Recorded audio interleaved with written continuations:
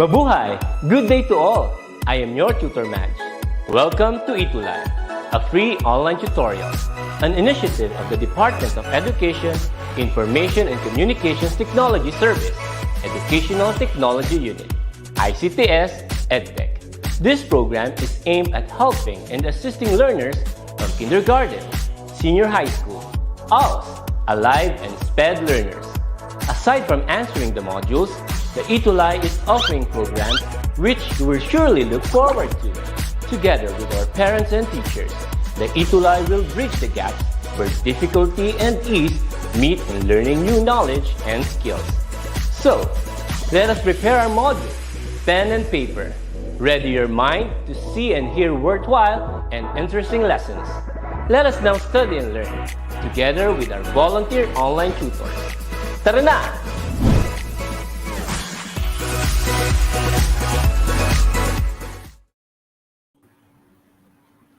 Good afternoon, everybody! Hello! Hi, Tutor Rom! Hi, Tutor Rica. Maayong hapon kanimo diya. Yan! Diyos marhay na hapon po sa inyong gabos. Welcome to DepEd ETUlay Online Tutorial. Here in Philippine, Politics and Governance. Governance. Okay. So, kami po ang inyong tutor. I'm Tutor Ka. And I am from SDO Valenzuela. Tutor Rom? I am Choto Rom from SDO City of Bugo. Okay. So, before we start, what are your expectations sa Philippine politics and governance? So, mag-start po ako, Tutor Rom. So, sa akin po, I would expect ang ating mga ETUlay tutees to gain knowledge on how government runs the nation. Ano po? Kayo po, Tutor Rom. For me, I think it would enhance my critical thinking skills to analyze the policies and programs which are beneficial to our country. Ayan. At dahil... Yes, opo. So, Tutor Rom, ini-invite natin ang ating mga ETUlay tutees na i-type sa ating comment box ang kanilang mga expectation. Kasama na rito, don't forget to mention your school, principal, at ang inyong PolGov teachers para po ma-recognize sila. Okay? Tutor Rom? For our Philippine Politics and Governance Module 1, we have Concept, Relationship, and Importance of Politics, Governance, and Government. So ito po ang ating pag-uusapan today. And Tutor Rom, ano po? So saan po manggagaling ang ating module? Okay, we would like to thank SDO Manila for allowing us to use their module for this episode.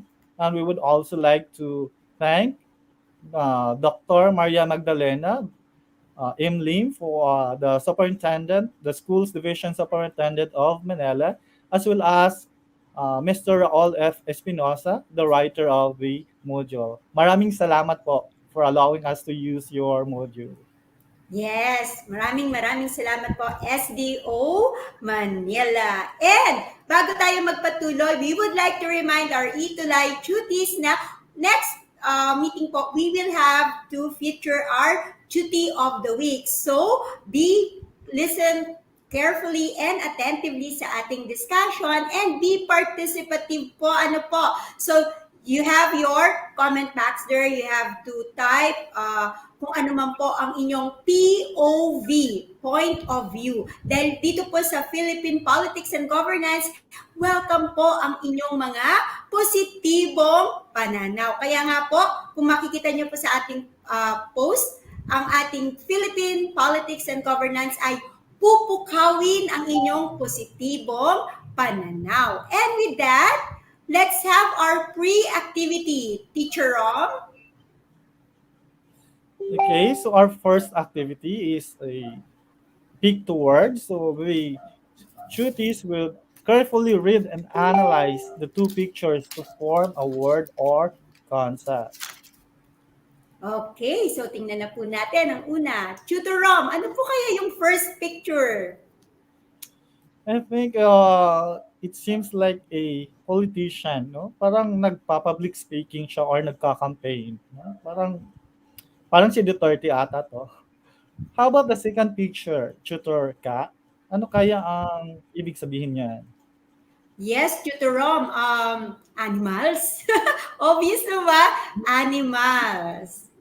So, tingnan po natin kung ano ang tamang sagot. Tingnan nga natin, tutorom, meron na po ba na sumasagot sa ating comment box na ating mga tuties? May nakikita na po ba kayo? Sila kaya, ano kaya ang kanilang answer? Meron na po ba? Oh, sumagot din si Ken, no? From SDO City Ubogo, sabi niya, political animal. Tama kaya si Sige Ken? nga. Tutor ka? Okay, tingnan natin. It's political animal. Tama si Ken. Very good. Now, next. Tutorong, first picture po. Mm, it seems like a group of individuals, parang different sectors of society, parang, or it seems like a group of professionals. How Mhm. about the second picture, Tutor ka? What do you think about it? Oh, para ano po, weighing scale, gavel, and some books. So, batas. Tutorong, sino na po ba ang may guess dyan sa ating mga cuties? Meron po ba? Uh, I think Janine answered. Sabi niya, political law. Tama Tingnan kaya si nga, Janine, Tutor ka? tingnan nga natin. It's public law. Okay. So next one, nag-enjoy kayo ang ating mga cuties. So kung gusto ko makita yung kanilang mga comment, ano? Tutorom, first picture po. Uh, it's a group of nations, no? Parang different flags of different countries, no? How about the second picture, Chuturka? What do you think Naku, about it? para pong nakaka-relate yung ating mga cuties. Parang ano, no, may puso-puso. Relationship goals. No, Tutorom. Parang Valentine's Day, World Valentine's Day.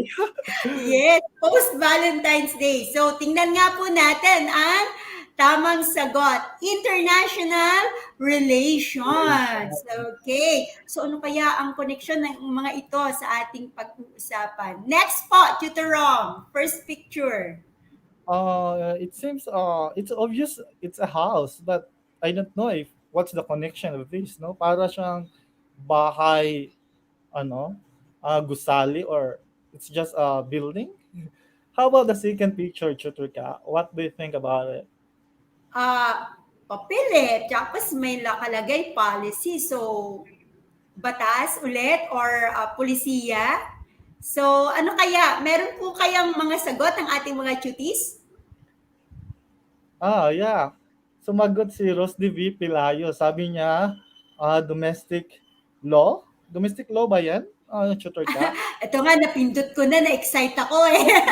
Domestic policy. Ah, Ayan, ako, muntik na. Konti na lang, konti na lang. And for the last one, Tutorom, first picture. What is your guess? so parang bags, no? Parang nagsha-shopping ata to eh. But it seems there's a word under it. It says local, no? It has baka local policies ata to, no? How about the second picture, Chuturka? Nakalagay, government eh. Diba? Para building. Okay. So, ano po kaya ang ating mga sagot ng ating mga cuties, Tutorom? Okay, sumagot si Elena Eunice Reveral. Sabi niya, local government. Tama kaya si Eunice, Chuturka? Tingnan natin. Okay, it's local government. Nandiyan na yung sagot. Okay, so Congratulations doon sa ating mga cuties na nakapagsagot, nag-participate. Give yourself a round of applause. Ang galing-galing nila, di ba? So, let's proceed, Tutor Rom. Ano kaya ang mga words na ito at ano ang kanilang connection sa ating pag-uusapan? So, take it away, Tutor Rom. Okay, so our objective for today's lesson is that in this session, the tutor should be able to explain the concept and relationship and importance of politics, governance, and government. They were also able to establish the relationships among the given concepts through infographics. And lastly, they will become an active agent of social transformation. Kasi So, nga naman, sabi ni Doc Rizal, ano niya yung sabi ni Gato Rizal, tutor ka? uh, kailangan ang kabataan ang kinabukasan ng ating bayan. Tama po ba 'yon, Tutor Correct. Rom? Tama, tutor ka. Ang kabataan ang pag-asa ng ating bayan. Okay, so with that, let us start our module 1. So ano ang ating topic? Concept, relationship, and importance of politics, governance, and government. Ano po kaya ang kanilang konsepto dito? So, sabi ni Aristotle coined that man by nature is a political animal. Bakit kaya nasabi niya ito? Because man becomes man among others in living in a society governed by laws and customs. The man develops his potential and realize its natural end in a social context. Alalahanin po natin na ang tao by nature is social siya.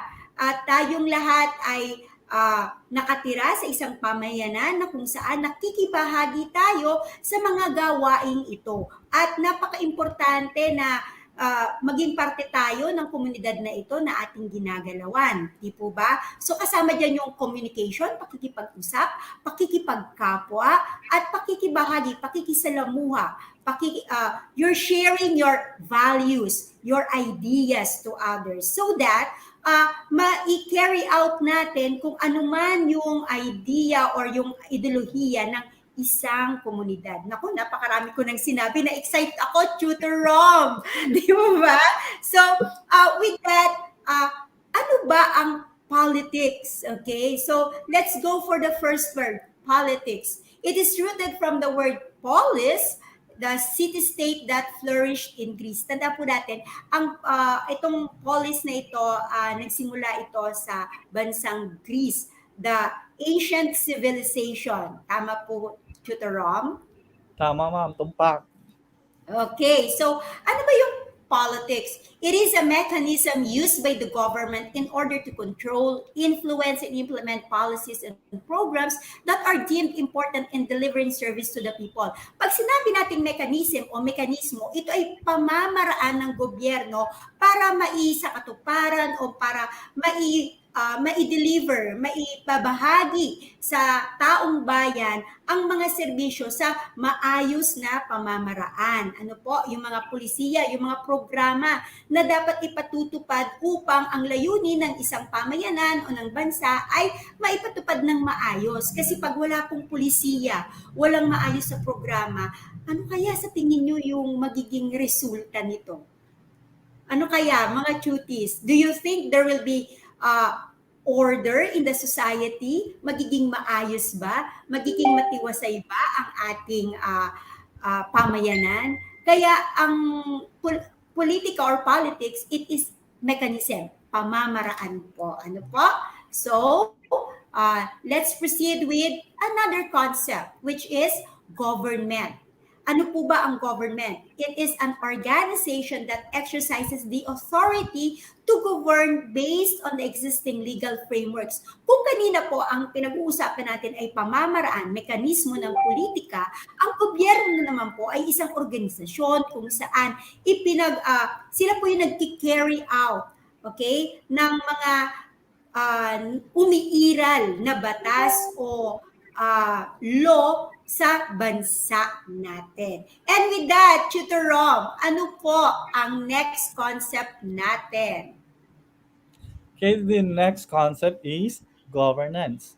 So governance refers to how the government manages the affairs of the state. So it goes beyond the ins and outs of running the government. So uh, it evaluates how the government implement its laws, create its laws, what are the government policies to be crafted, how the laws should be implemented or interpreted. So it involves all those aspects in the day-to-day affairs of the state. So it Okay. also refers to the efficiency of the government and its machineries, kung paano lahat nagpa-functions ng elements ng government. So, maybe we could ask our duties kung ano ang nila perception nila about governance, no? So kayo mga Okay, duties, so ano kaya ang governance? meron po bang sumagot, Tutor Rom? Sabi ni Paul Barro, sabi niya pagkokolekta daw ng buwis. Tama din, di ba? Because Yes, yes. taxes are important. These are the lifeblood of our country, the lifeblood of the government. No, kung walang tax, wala tayong funds for the projects of our government. No, ano pa kaya? No, what else? Other aspects that relates to governance. Okay, so meron tayong domains of governance. Governance. Ano po ito, Tutor Rom? Okay, so pag sinabi nating domains, these are the different sectors that help in the different affairs of the state. No? So, kasi ang governance, it's not a sole duty of a single element. No? Kasi malawak ang interest ng governance no ng ating gobyerno. So it is played by different actors. No? So it is a highly participatory in managing the affairs of the government. So we have different players in governance. So first Okay. we have the state. So the state is the essential element in governance. It is considered as the principal actor that takes the lead in running the government. So para ito ang state ata ang nangumulo sa atin, no? Siya ang nagle-lead kung paano natin ginagawa yung mga duties ng government. Okay? Uh, It has a police power that are necessary in providing security and delivering the basic needs and services to the people. So yan ang state. So alam naman natin na may tatlong eminent or inherent powers ang state. We have the police power, we have the power of taxation, and power of eminent domain. Okay? So kaya dito natin maintindihan bakit kaya may curfew, no? Bakit kaya may curfew tuwing 11 o'clock in the evening. So, that is one power of the state, no? Kasi gusto niya na maprotektahan natin ang mga citizen o yung mga kabataan. So, that is an example of Yes. the power of the state, police power. Okay, Okay. another is that we have the local governments. Okay, so the structure of the government in the Philippines is that we have a central government and we have the local governments.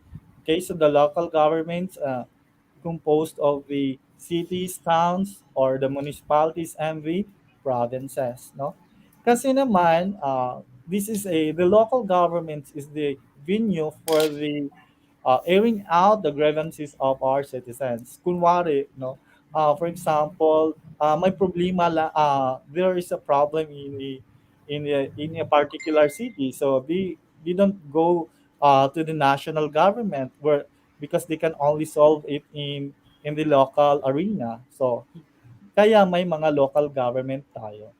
The next domain is the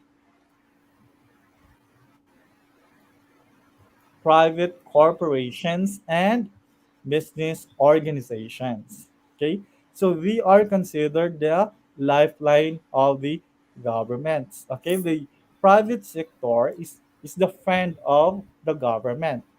Okay, they can provide financial resources, by means of donations, grants, or loans for projects that are beneficial to the people. So, even in our education, no, in the Department of Education, nakikita talaga natin yung relationship between the private entities and the government, no? Especially the Department of Education. Makikita natin yung mga buildings ng DepEd, di ba?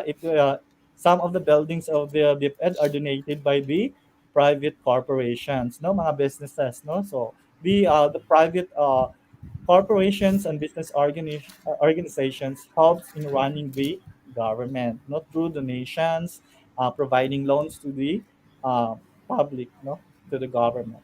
And the last one is the okay, civil society. So civil society refers to the organization that advocates certain issues. No?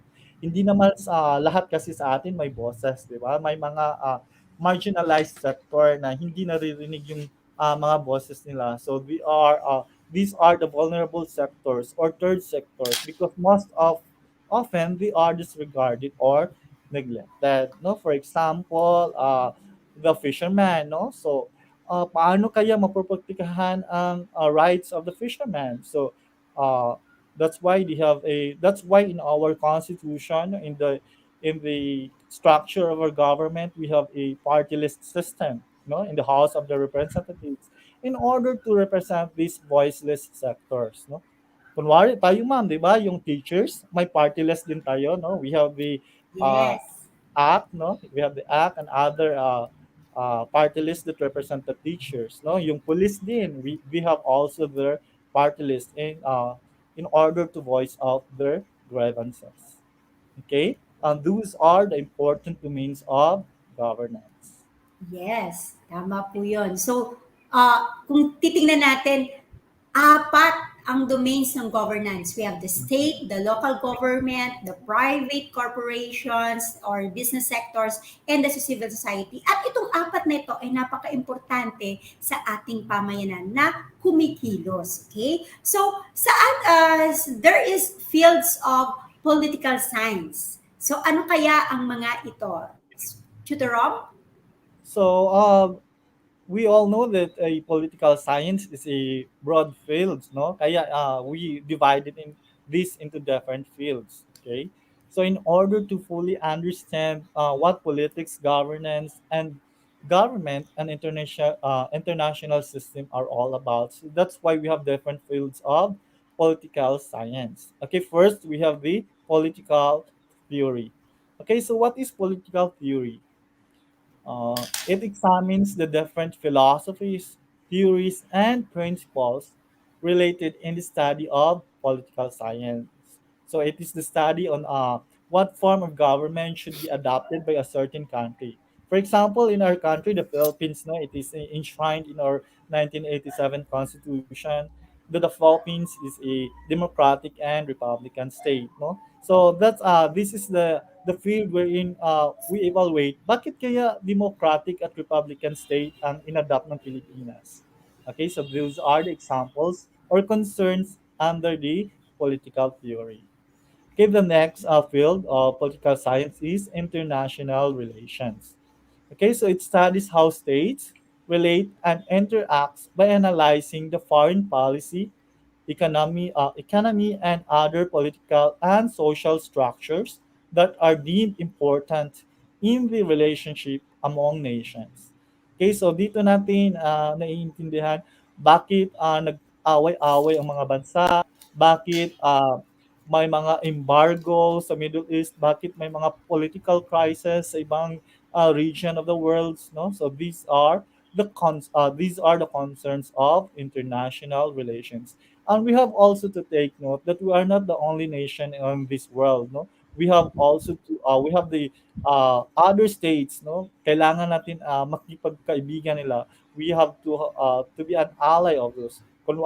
Just like in the Philippines, di ba, we have a good international relation with the United States of America and other countries, no?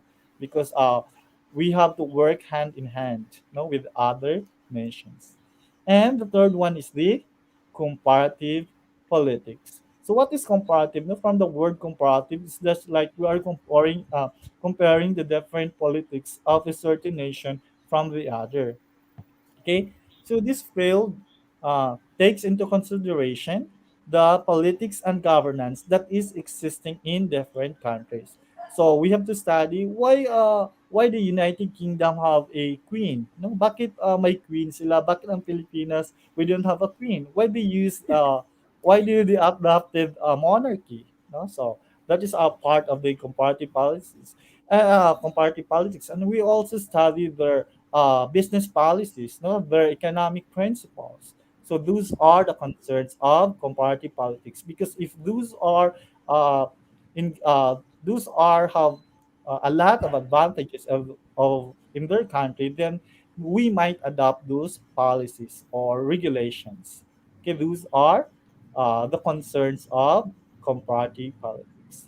Okay, what are other fields of political science, tutor ka? Okay, so to continue with it, it is public administration. Ano ba tungkol ba saan yung public administration? It's implementation of uh, government policy. Ano po? So dito ipinatutupad yung mga batas. Paano ba ipatutupad yung mga batas sa pamayanan? Okay? So next one is domestic policy. Kung merong mga pulisiya, ito yung administrative decision that are directly doon sa pamayanan o sa tao within the state borders. So, ibig sabihin, kung domestic, tulad ng nakita natin kanina sa exercise, ito ay dito lamang sa ating bansa. Okay? Or LGUs, those are yung mga ipinatutupad na batas sa mga LGUs are domestic policy. Kasama yun sa domestic policy. And we have your public law. Ano ba yung public law na sinasabi, di ba? So sabing ganon, part of law that governs between legal persons and government. Ano? Ito yung branch ng political science wherein ipinatutupad ang mga batas between individuals and the government. Ano po? So kaya tayo may mga public attorney law office, di po ba? Sila yung pumapagitan sa mga individual na kung saan kailangan ng mga legal advices or paano nila malalaman ang kanilang mga karapatan bilang isang pamayanan. So those are the different fields of political science. Tutor Rom, ano po ba ang point of view ng ating mga tuties regarding sa field of political science? Meron po ba silang mga reaction regarding political theory, domestic policy, comparative politics? Okay, sabi ni Sean Christoph Cubiera, sabi niya, it really helps to daw, no, na the he understood the different fields of political science. Sabi niya, as a student daw, no, magagamit niya talaga yung nalalaman niya dito, no, sa araw-araw daw niya na gawain, no. Okay, meron Okay. pa ba po dyan? Have you seen any other answer, Tutor Kat, from our tuties? Right now, Tutor Rom, wala po akong makita dito sa screen ko. So, I am depending on you. Okay? Pero alam ko na maraming gustong i-share ang ating mga duties. So, with that, okay, so reserve nyo yan kasi next lesson ako mas marami pa tayong matututunan. So, right now, Tutor Rom, tingnan natin kung ano ba ang May humabol po. yes. Yes, Tutor Rom. Ano po yun? Sabi na ni Dino Marino, sabi niya, it have a lot of advantages to the citizens daw. No? Sabi ni Dina Maridi. No? Sabi Okay. niya, the different fields of political science have advantages to the citizens daw. Sabi niya. Okay. So, totoo naman yun eh. Di ba? So, So, first lesson pa lang natin ay marami na silang natutunan. So, tingnan nga natin kung talaga bang nagrema sa kanila ang ating discussion kanina, no? So, let's have our post activity. So, this one, our dear cuties, carefully read the following items. Write the letter of the correct answer. So, Tutor Rom, for the first item, Okay, question number one. Which among the following is not a domain of governance? Letter A, state. Letter B, civil society. Letter C, despotism. Letter D, local government. okay, and the answer is letter C. Tutor Rom, may nakakuha ba ng tamang answer? Yes, no? Dina Marie from City of Bogor got the correct answer. Sabi niya letter C. James Maswangat, Elena Eunice, Erica Argawanon, Bruce De Pilayo, Jane Malabat. So, I think lahat sila nakakuha ng tamang sagot, no? Si John Wow, Wayne Ibalam, Carlin Ibanez, lahat tama ang sagot nila. Letter very, C. very good. So Nako, nakikinig talaga sila sa ating discussion. yes, ang galing, ang galing. Second item, Tutor Rom, Okay, question number two. Which among the following best describes good governance? Letter A. Prioritizing the poor and the oppressed. Letter B. Reviving the old yet effective government policies and programs. Letter C. Allocating the resources of the government fairly and efficiently. Letter D. Involving the state, local government, private business, and civil society in managing the affairs of the government. Okay, okay, what could be tingnan the nga answer of natin. that? Tingnan nga Okay, natin, Tutor Rom. let's wait the answers of our duties. Sabi ni Elena Eunice, letter C, allocating the resources of the government fairly and efficiently. No? Sabi din ni Jane Malabat, letter C. Si Carlin, letter C. Si Maria Lensan, letter C din. Erica Argawanon, letter C. Oh, Sige. maraming sumagot ng letter C. Ano kaya ang tamang sagot, Chotor ka?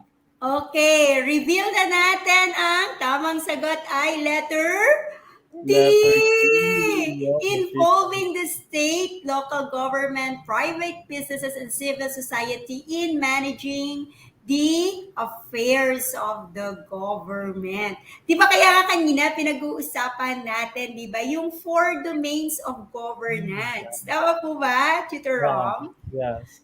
Yun. So, yun talaga yung best na nagde-describe sa good governance. But anyway, cuties, don't worry kasi marami pa tayong mga activities na gagawin in the near future. So, maganda rin na talaga nagpa-participate silang lahat. Di po ba, Tutor Rom?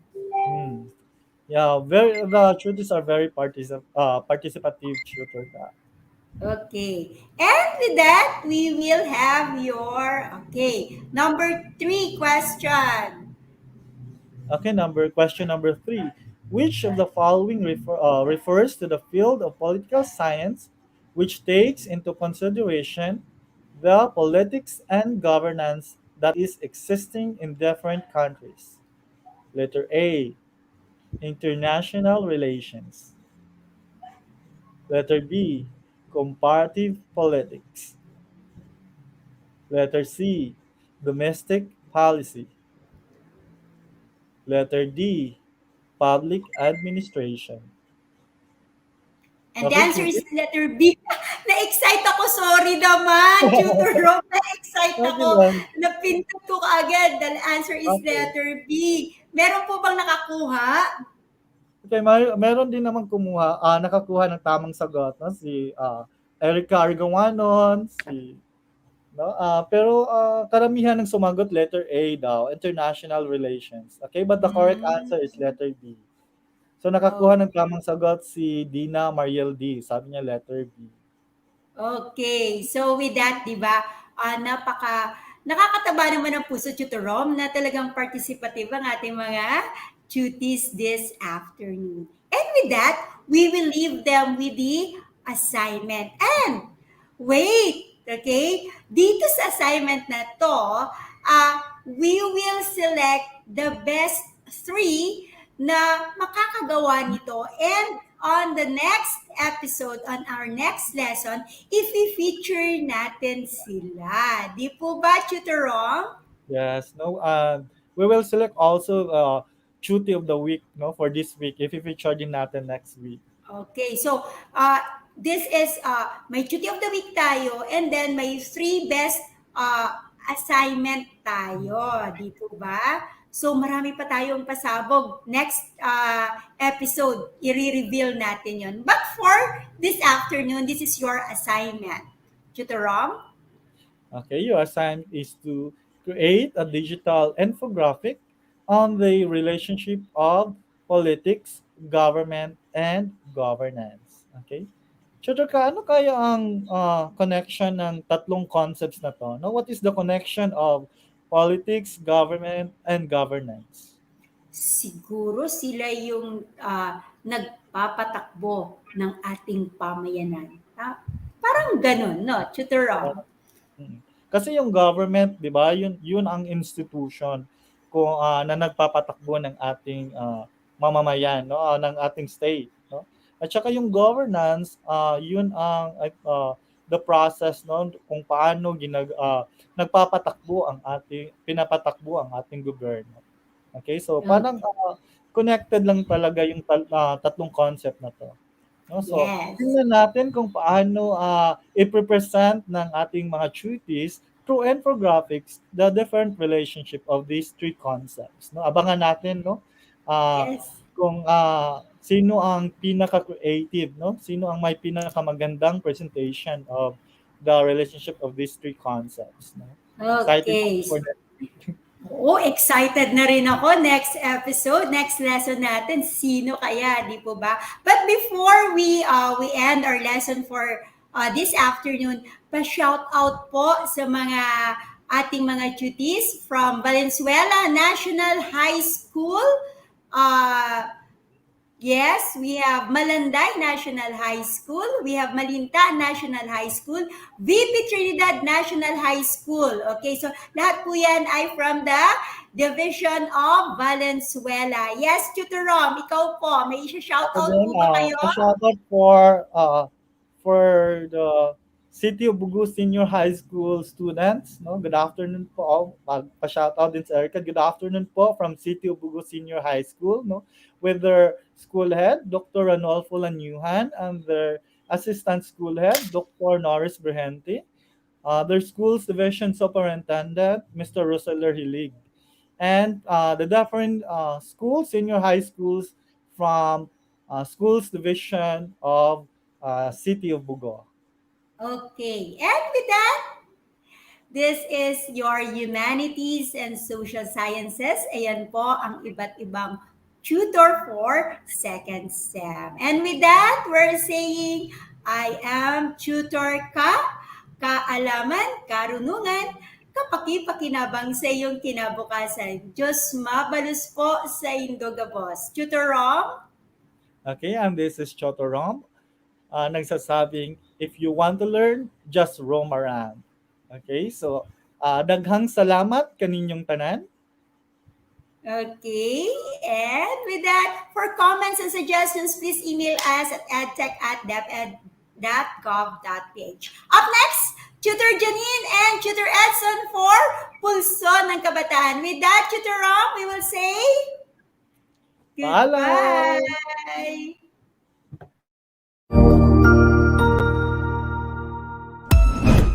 Ang husay naman! Natapos mo ang iyong tutorial session kasama ang iyong mahusay na ETUlay tutor. May bago ka bang natutuhan? I-share na yan gamit ang hashtag #ETUlayLevelUp. Huwag aalis ha dahil may susunod pang programa na pwede mo ring panoorin at salihan dahil naghihintay na ang iyong mga tutors.